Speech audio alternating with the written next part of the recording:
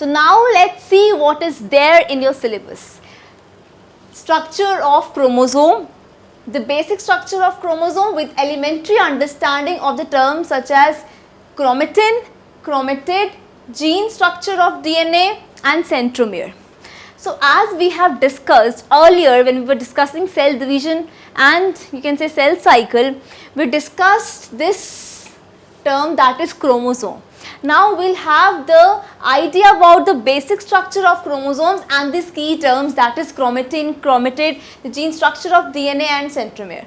Now besides this, whatever is in your syllabus, besides the terms that are there in your syllabus, we will have a very clear understanding of the chromosome, of its structure, of the types of chromosomes and how the chromosomes, you can say, are actually packed, right?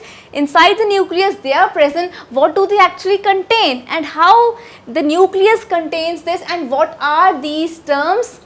So besides this, we will have very interesting lecture on the structure of chromosomes which is going to make your concept very clear. So let's start with this.